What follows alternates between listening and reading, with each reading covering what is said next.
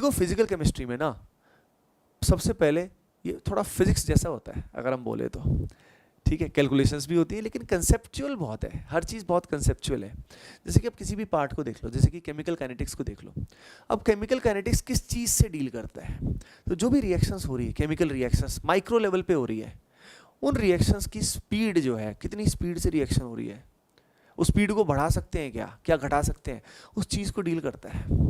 यानी जो हमारा एक तरह से मैकेनिक्स वाला पार्ट होता है ना फिजिक्स में, उसी तरीके से यहाँ पे केमिस्ट्री के अंदर फिजिकल पार्ट जो है वो उसी को माइक्रो लेवल पे रिएक्शन के स्तर पे डील करता है। यानी फिजिकल का समझिए फंडा क्या है, रिएक्शंस के स्तर पे जो फिजिक्स है, रिएक्शन के स्तर पे जो फिजिक्स है वो है फिजिकल केमिस्ट्री। तो अगर हम उसको फील करेंगे, अंडरस्टैंड करेंगे, तो सबसे पहले जो भी कंसेप्ट है हमारे इक्विलिब्रियम के, थर्मो को, उनको हमें अंडरस्टैंड करना है। इसलिए तो कई पार्ट कॉमन आ जाते हैं केमिस्ट्री के और फिजिक्स के, जैसे कि थर्मो वाला पार्ट हो गया, उसमें काफ़ी कई सारा पार्ट कॉमन रहता है। उसके अलावा अगर हम बात करें जो मॉडर्न फिजिक्स वाला पार्ट है और एटॉमिक, वो कई बार सिमिलर पार्ट आ जाता है, इसलिए फिजिक्स और केमिस्ट्री में ओवरलैप भी आता है कुछ पार्ट। बात क्लियर है कि आपको समझ में आ रही है क्या? तो पहले तो थ्योरी समझनी है, लेकिन फंडा ऐसा है कि थ्योरी के बाद हमें छोटे छोटे क्वेश्चंस खूब सारे करने हैं फॉर्मूला बेस्ड, क्योंकि फॉर्मूला बेस्ड क्वेश्चन से हमारा क्या होगा, हमारा जो है ना, ये मान लो आदत प्रैक्टिस हो जाएगी बढ़िया, बिल्कुल डायरेक्ट फॉर्मूला बेस्ड क्वेश्चन। मैं थोड़ा एग्जांपल देता हूँ। सबसे पहले वेटेज की बात कर लेते हैं। देखो बच्चों, मोल कॉन्सेप्ट यानी स्टोइकियोमेट्री का जो पार्ट है, गैसियस स्टेट एंड रेडॉक्स, 1 से 2 क्वेश्चन इससे बनते हैं, 1 से 2 क्वेश्चन इससे बनते हैं। 1 तो मिनिमम है, 2 मैक्सिमम है, 3 कभी कभी आएंगे, पर 1 या 2 क्वेश्चन इससे हो जाएगा। इसके बाद देखिए लिक्विड सॉल्यूशन इसी कॉन्सेप्ट पे मेनली बेस्ड है। लिक्विड सॉल्यूशंस में अगर मेन कॉन्सेप्ट की बात करें, अब देखिए इसमें की कॉन्सेप्ट भी मैं आपको साथ साथ बताता रहूंगा, तो उनको आप नोट कर लीजिएगा, है ना। तो यहाँ पे अगर मोल कॉन्सेप्ट की बात करें तो यहाँ पे आप शुरू में फॉर्मूला बेस्ड क्वेश्चंस जो हैं डायरेक्टली वो जरूर करें, जैसे कि कॉन्सेंट्रेशन टर्म्स हो गई। कॉन्सेंट्रेशन टर्म्स के अलावा जो हमारा मास परसेंट निकालना होता है ना, उसके अलावा अगर हम बात करें तो स्टोइकियोमेट्री में हमारा इंपीरिकल फार्मूला और रियल मॉलिक्यूलर फार्मूला निकालने से रिलेटेड क्वेश्चन आते हैं। जो कंबशन मेथड होता है वो काफ़ी इंपॉर्टेंट रहता है।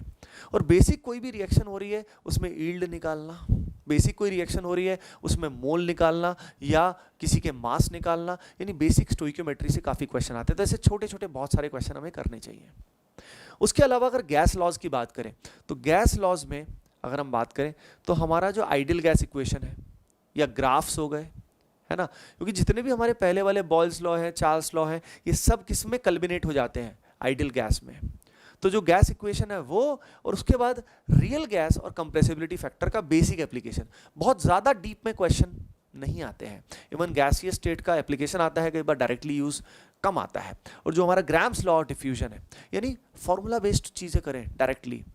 बस एक बार कंसेप्ट समझा तो फिर खटखट प्रैक्टिस, यानी फिजिकल केमिस्ट्री में बच्चों it is more and more about practice. Question को एंड तक जरूर करें, क्वेश्चन को एंड तक जरूर करें, नहीं तो क्या होगा, एग्जाम में क्वेश्चन का आंसर नहीं आएगा। जितने भी क्वेश्चन हमारे न्यूमेरिकल वैल्यू के क्वेश्चन होते हैं वो ज़्यादातर फिजिकल से आते हैं, तो इसलिए हमें प्रैक्टिस करनी पड़ेगी। For more and more subjective questions भी हमें करने होंगे।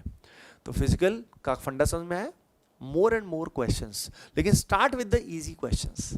अब इजी क्वेश्चन कहाँ से करें, तो भाई कुछ जो क्लास इलस्ट्रेशन है, कुछ डीपीपी है, और जो पीवाईक्यू मैंने सेम बताया आपको, बिटसैट, नीट, पहले उनको कर लो और फिर जेईई मेन के पीवाईक्यू कर लो। समझ में आया क्या आपको, है ना। और क्वेश्चन को एंड तक ट्राई करो। भाई देखो लिमिटेड मटेरियल रहेगा तो क्वेश्चन पे अटेम्प्ट करने का समय भी दे पाओगे, बहुत सारा ही मटेरियल होगा तो टाइम ही नहीं लगेगा भाई। और कभी कभी एक और इंटरेस्टिंग बात होती है कि एडवांस्ड के कुछ अच्छे एससीक्यू भी अगर आप अटेम्प्ट करते हो तो उससे क्या होगा, आपको जेईई मेन लेवल के जो पीवाईक्यू हैं वो रिलेटिवली आसान लगेंगे। तो हो सके तो एडवांस्ड के एससीक्यू भी कर लो। तो ये बताओ क्या ये मटेरियल कम है, इसमें आपको एनसीईआरटी करना है, एनसीईआरटी जरूर करना है साथ साथ, ठीक है। एनसीईआरटी के क्वेश्चंस भी करो, एनसीईआरटी के पीछे वाले क्वेश्चंस भी करो, अच्छी प्रैक्टिस हो जाएगी। तो एनसीईआरटी कर लेना है, जो क्लास में थ्योरी आपको कराई जाएगी, जो हम लोग भी थ्योरी कराने वाले हैं क्लास में, प्लस इलस्ट्रेशन कराने वाले हैं एकलव्य वॉरियर बैच में, उसको तो करना ही है आपको, ठीक है। प्लस एनसीईआरटी, तो मेन फोकस है प्रैक्टिस पे और एंड तक करिएगा। की कॉन्सेप्ट लिक्विड सोल्यूशन में प्राइमरीली ध्यान से देखिए, इसमें कॉन्सेंट्रेशन टर्म्स तो आई जाती हैं, लेकिन मेनली वॉन्ट ऑफ फैक्टर का सबसे ज़्यादा एप्लीकेशन आता है, एंड कॉलिगेटिव प्रॉपर्टीज जो हैं, समझ रहे हो आप सभी। अब बात आती है तो ये इससे जुड़ा हुआ पार्ट है। तो अगर ये है तो आपको लिक्विड सॉल्यूशन तो कर ही लेना चाहिए, खट से कर लेना चाहिए।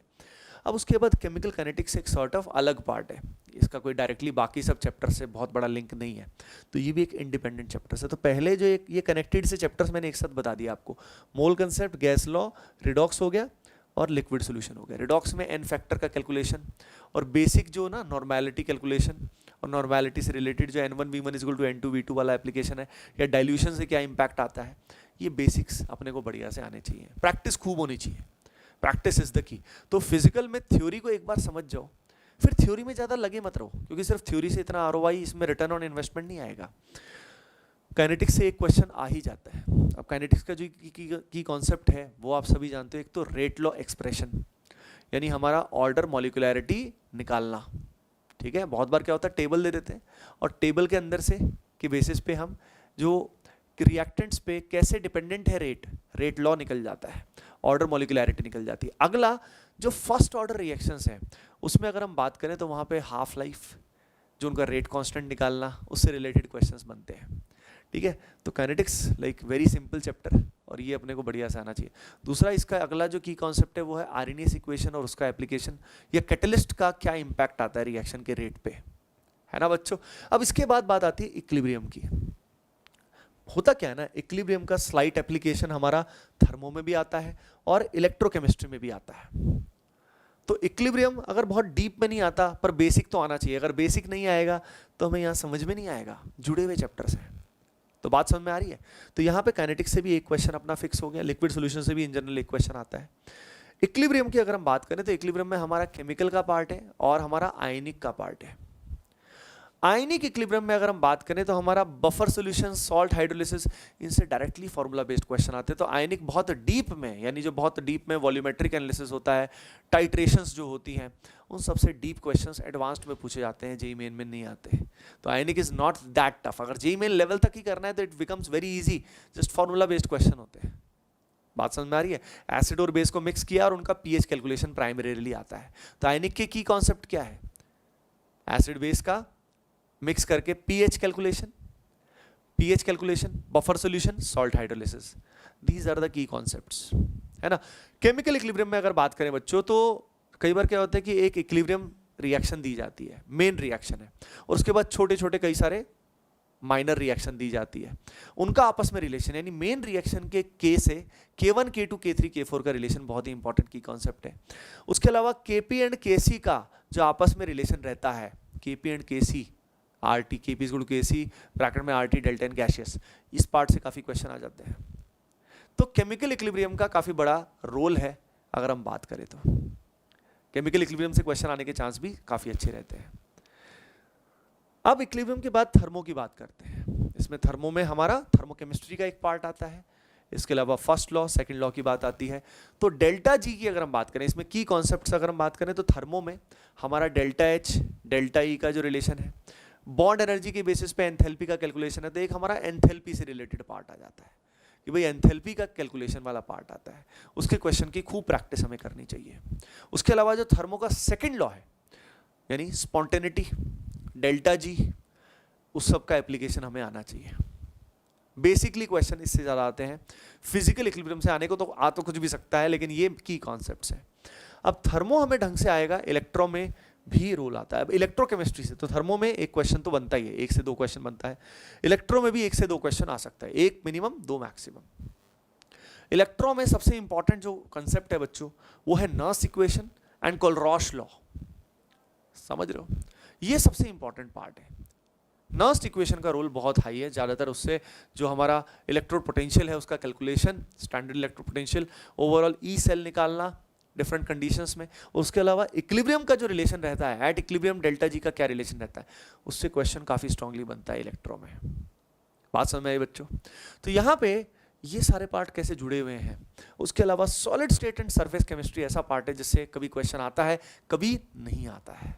तो इनका जो ROI है, रिटर्न ऑन इन्वेस्टमेंट, वो थोड़ा कम है।